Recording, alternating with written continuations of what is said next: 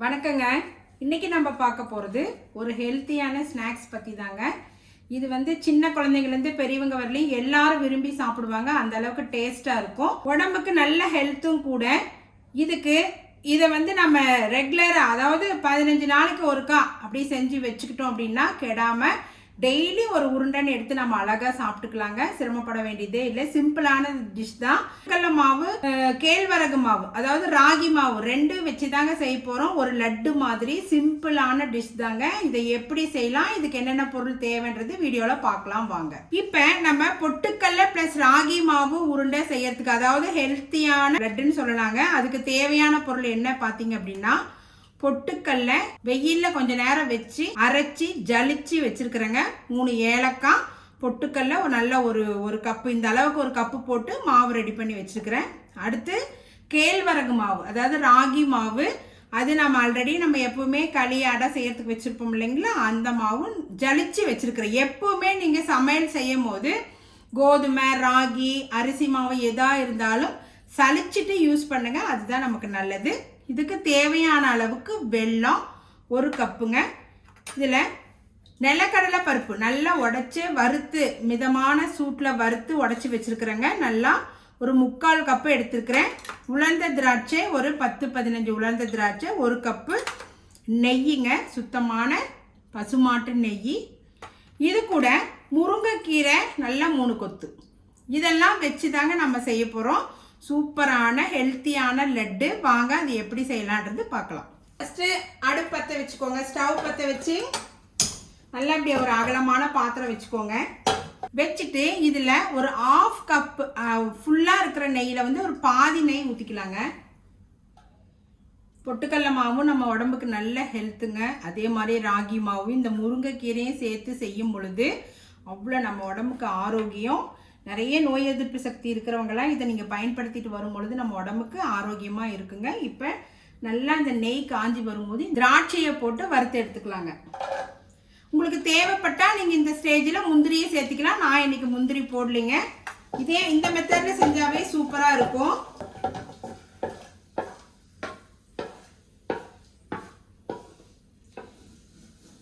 திராட்சை நல்லா உப்பி வந்துருச்சு, தனியாக எடுத்து வச்சுக்கலாங்க. பொட்டுக்கடலை மாவு அப்படியே அரைக்கலாமே, எதுக்கு வெயிலில் போட சொல்கிறீங்கன்னு நீங்கள் கேட்கலாம். ஒரு சில பொட்டுக்கடலை நமுத்த மாதிரி இருந்துச்சுன்னா ஒரு 5 நிமிஷம் நல்லா வெயிலில் வச்சிங்கன்னா போதுங்க. அழகாக பவுட்ரு பண்ணி அதில் 3 ஏலக்காய் போட்டு நல்லா சளிச்சு வச்சுக்கோங்க. இப்போ இந்த திராட்சை எடுத்து வச்சுக்கலாம்.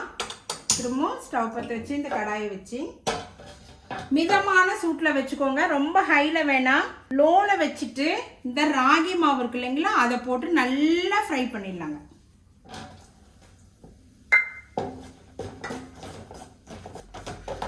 பாருங்க, இந்த அளவுக்கு நல்லா நெய்யோட போடும் பொழுது இந்த ஹீட்லேயே மாவு நல்லா வெந்துடும். வெந்ததுக்கு அப்புறமா இந்த பொட்டுக்கடலை மாவை போட்டுக்கலாங்க.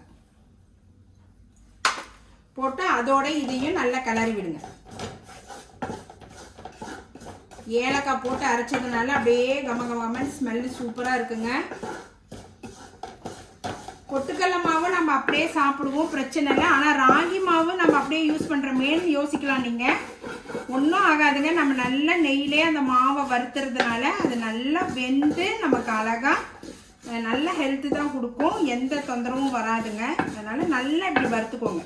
சிம்மிலே வச்சு நல்லா வறுத்துக்கோங்க. நல்லா சிம்மிலே வறுத்து விட்டுருங்க. இந்த மாதிரி சின்ன பிள்ளையா நாங்கள் இருக்கும்போது எங்கள் அம்மா செஞ்சு கொடுப்பாங்க. அவ்வளோ சூப்பராக இருக்குங்க.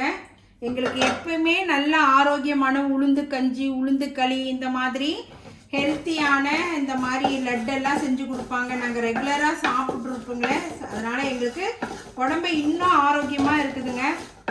அதனால் இந்த மாதிரி டிஷ்ஷெல்லாம் ஃபாலோ பண்ணுங்கள். கடையில் வாங்கி சாப்பிட்றத விட இந்த மாதிரி செஞ்சு சாப்பிட்டீங்கன்னா இன்னும் சூப்பராக இருக்கும். பாருங்கள், நல்லா வறுபட்டுருச்சு. இதை ஒரு பிளேட்டில் மாற்றிக்கலாங்க. இப்போ கடாயை வச்சுங்க. கொஞ்சம் நெய் ஊற்றிக்கோங்க. நெய் ஊற்றிட்டு இந்த முருங்கைக்கீரை இருக்கு இல்லைங்களா, இதை உருவி போட்டுருங்க. அந்த நெய்யிலே நல்லா பொரியிற மாதிரி உருவி போட்டுருங்க. என்னடா முருங்கைக்கீரை எல்லாம் போடுறாங்களேன்னு யோசிக்காதீங்க. சரி டேஸ்ட்டாக இருக்கும். முருங்கைக்கீரை இருக்கிறதே உங்களுக்கு தெரியாது. நல்லா அயன் கண்டென்ட் இருக்குதுங்க இந்த முருங்கைக்கீரையில். நம்ம வந்து எப்போவுமே இந்த முருங்கைக்கீரையை மறக்காமல் பயன்படுத்திகிட்டு இருக்கணும். தோலை வச்சு அப்படியே ஃப்ரை பண்ணிகிட்டே இருந்தீங்க அப்படின்னா நல்லா அப்படியே கருவேப்பிலை எப்படி நம்ம எண்ணெயில் போட்டால் புரிஞ்சிரும் இல்லைங்களா, அந்த அளவுக்கு இது பொரிஞ்சிரும். நம்ம யூஸ் பண்ணிக்கலாம். நல்லா இருக்கும் பாருங்கள். இந்த அளவுக்கு நல்லா அப்படியே பொருன்னு வர அளவுக்கு நல்ல நெய்யிலே வறுத்துக்கணும். அவ்வளோதான். இந்த வறுத்ததையும் எடுத்து நம்ம திராட்சை வறுத்து வச்சுருக்கிறோம் இல்லைங்களா, அதோட போட்டு வச்சுக்கலாம்.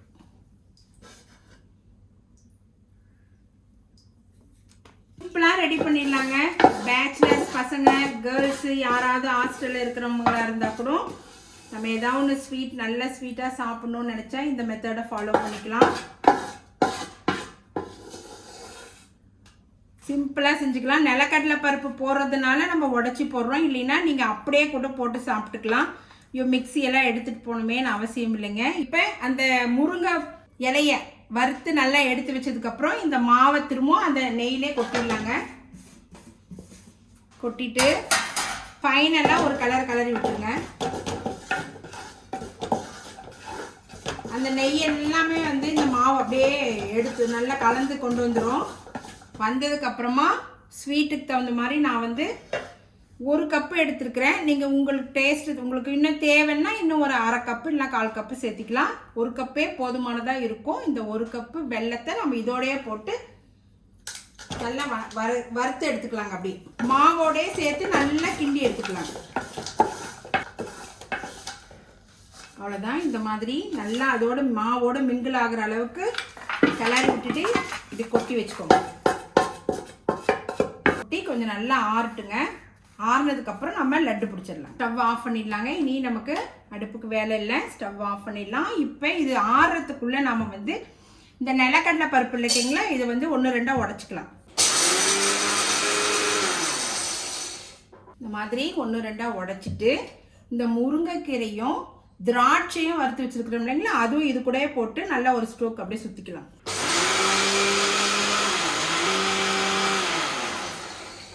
பாருங்க. இப்போ பார்த்தீங்கன்னா அந்த முருங்கைக்கீரை இருக்கிற இடம் தெரியாமல் போச்சு. திராட்சையும் நமக்கு வாய்க்கு வராது. நிறைய பேர் குட்டீஸ் பெரியவங்க எல்லாம் பார்த்தீங்கன்னா பாயாசத்தில் நம்ம கஷ்டப்பட்டு அந்த திராட்சை எல்லாம் சாப்பிட்ணுன்னு போடுவோம். ஆனால் முந்திரி மட்டும் சாப்பிடுவாங்க, அந்த திராட்சையை அப்படியே எடுத்து வச்சுருவாங்க.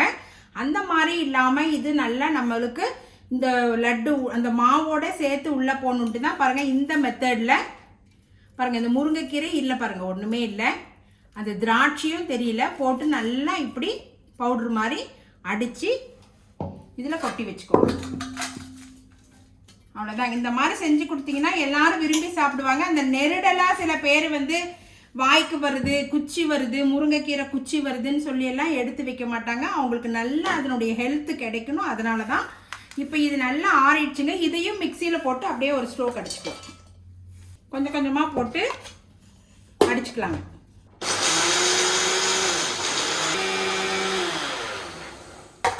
எந்த அளவுக்கு நல்லா அந்த வெள்ளம்லாம் அடிபட்டு நல்லா பவுட்ரு மாதிரி வந்துடுச்சு. இதையும் இந்த கீரை திராட்சை அடித்து வச்சதுலேயே கொட்டிக்கலாம். நீ மீதி இருக்கிறது போட்டு எடுத்துடலாம். ஒரு சிம்பிளான வேலை தாங்க, ஒன்றும் சிரமமே இல்லை. வறுத்து நம்ம ஆற போட்டு அடித்து உருண்டை பிடிக்கிறது தாங்க. எல்லாமே மாவு, முருங்கைக்கீரை, நிலக்கடலை, உலர்ந்த திராட்சை. இது கூட வேணுனாலும் நீங்கள் வறுத்து முந்திரி வேணுன்னா சேர்த்திக்கலாம். அது நல்லா டேஸ்ட்டாக இருக்கும். இந்த மாதிரி எல்லாமே சேர்த்து நல்லா கலக்கி விட்டுக்கோங்க. அப்படியே ஸ்மெல்லு சூப்பராக இருக்குங்க. அவ்வளோ நல்ல டேஸ்டியாகவும் இருக்கும். இப்போ இந்த மாதிரி ஸ்டேஜில் நீங்கள் இப்படி உருண்டை பிடிச்சி பாருங்கள்.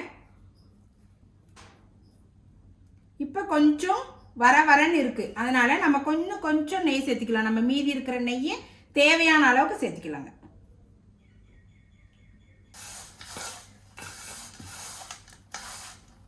அவ்வளோதாங்க. நல்லா இப்படி நெய் ஊற்றி கலந்து விட்டுட்டு எல்லாம் அழுத்தி உருண்டை பிடிச்சிடலாம். இப்படியே உதிரி மாவு மாதிரி எடுத்து சாப்பிட்லாம்.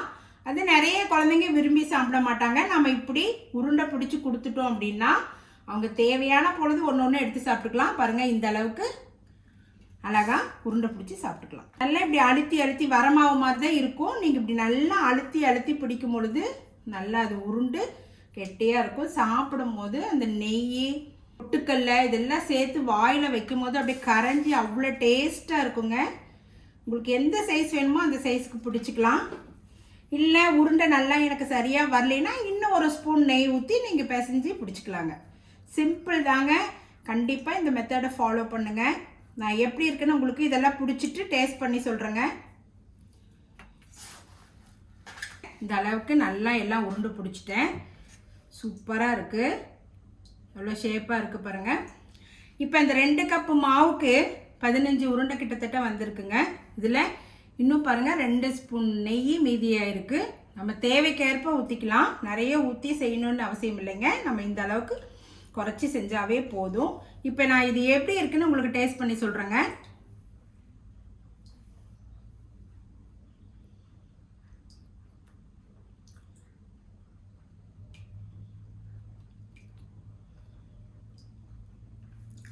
எப்பயும் சொல்கிறது தாங்க, சூப்பர் டேஸ்ட்டாக இருக்குது. இதில் வந்து அந்த ராகி மாவும் முருங்கைக்கீரை கலந்த அந்த ஒரு மாதிரி அந்த நெருடலே இல்லை. அதே போல் உலர்ந்த திராட்சையும் வாய்க்கு வராமல் நம்ம நல்லா ஹெல்த்தியாக சாப்பிட்ற மாதிரி இருக்குது. அவ்வளோ டேஸ்ட்டாக இருக்குங்க. ஸ்வீட் எங்களுக்கு இது போதுமானதாக இருக்குது. உங்களுக்கு வேணும் அப்படின்னா நீங்கள் இன்னும் ஒரு 1/4 கப்பு ஸ்வீட் சேர்த்திக்கோங்க. அது உங்கள் விருப்பம். முந்திரி வேணாலும் முந்திரி போட்டுக்கலாம், பாதாம் எல்லாம் மிக்ஸ் பண்ணிக்கலாம். ஆனால் இந்த மெத்தடில் செஞ்சிங்கனாவே அவ்வளோ அருமையாக இருக்குங்க. அப்படியே அந்த மாவு கரைஞ்சி உள்ளே போகும்போது அந்த நெய் ஸ்மெல்லோட அவ்வளோ சூப்பராக இருக்குங்க. இது ஒரு ஹெல்த்தியான ஈவினிங் ஸ்நாக்ஸாக எடுத்துக்கலாம். உங்களுக்கு எப்போ குழந்தைங்க ஏதாவது ஸ்நாக்ஸ் கேட்டால் கூட இந்த மாதிரி செஞ்சு நல்லா ஏர்டைட் கண்டெய்னர் பாக்ஸில் போட்டு நல்லா மூடி வச்சிட்டிங்கன்னா எப்போ வேணாலும் எடுத்து கொடுக்கலாம். 15 நாளைக்கு மீறி கூட இருக்குமோ ஒளியே கெடாதுங்க. அதனால் இந்த மாதிரி ஆரோக்கியமான டிஷ்ஷு செஞ்சு இதே மெத்தடில் ஃபாலோ பண்ணி செஞ்சு எப்படி இருக்குன்ட்டு எங்களுக்கு கமெண்ட்ஸ் பண்ணுங்கள். மீண்டும் ஒரு ஆரோக்கிய தகவலுடன் உங்களை சந்திக்கிறேன். நன்றி, வணக்கங்க.